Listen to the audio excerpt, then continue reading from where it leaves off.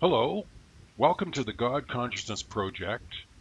We're going to be doing a reading from the book God Consciousness today, chapter 22, which is entitled, So Why Are You Doing This Anyway? But before we get into that, I just want to let you know who I am. My name is Robert Farmilo, and I am the admin guy here at the God Consciousness Project. And I want to invite you to get the book, God Consciousness, for your very own. You can get a printed copy if you want to through Amazon.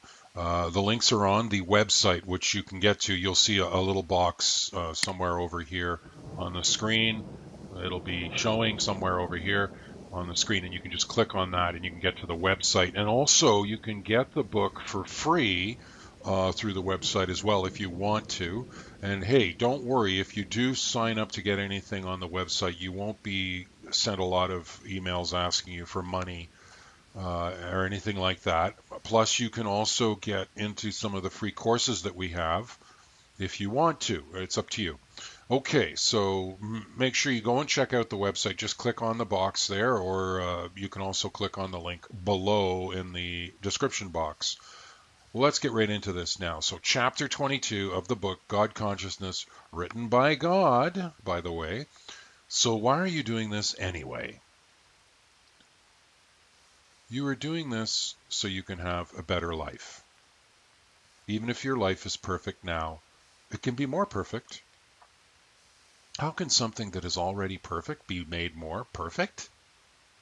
This is accomplished by me. I stretch perfection out a little bit more and thereby give enough room to put in some more perfection. Perfect can always be made a bit more perfect. You can always improve that which is unimprovable. Anything that is can be un-und by me. It is my nature to take what is impossible and make it possible. This is why you are doing what you are doing here with me, to improve your conscious contact with me in all areas of your life, even the ones you do not want me to have conscious contact with. We are going to be working together from now on. You have started this process, whether you wanted to or not, by reading and or listening this far. Just reading and or hearing the prayers for having telepathic two-way thought communication with me and you, well, that got this whole thing started. And who knows what you've been up to before you came across this book. You may have been doing some deeply personal introspection. You may have been involved in some sort of personal quest for me. Maybe you have been praying. Maybe some meditation.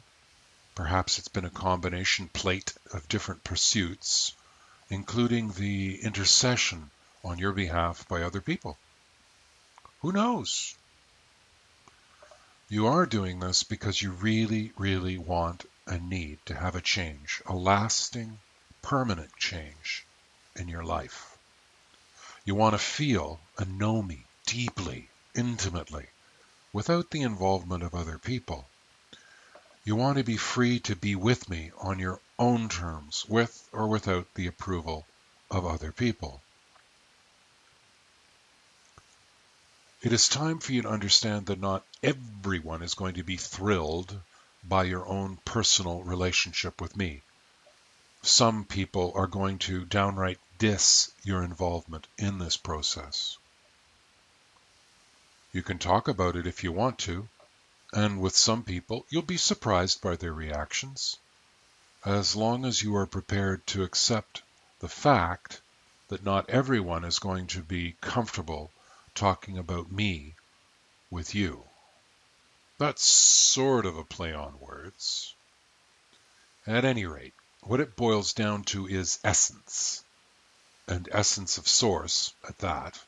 And not everyone is going to understand the idea of telepathic, clear, precise, two-way communication with the mind of God, or God, if you prefer. So you are doing this for yourself, not for anyone else. This is a purely selfish orientation vehicle. It is not being done to make an impression, either negative or positive, with anyone. It might be tempting sometimes to talk with some people about your great telepathic relationship with God Almighty. For example, hey, did you know that I think with God? Or, hey, did you know that I have thought conversations with God? Or, hey, did you know that God thinks thoughts into my mind and I can ask God questions and God answers my questions in my mind in the form of clear and precise thoughts? I could go on, but you get the general idea. And this is why you were doing all this anyway. You were doing this to get the connection and get the clear and precise guidance and to follow the guidance too. That would be a good use of the process. To follow the guidance can seem a bit risky, a bit out there. Sometimes I can seem to give you some rather radical advice. You might go, "Oh, I could never say that," when I prompt you to say something to somebody, especially if it involves telling someone the truth instead of telling them another lie.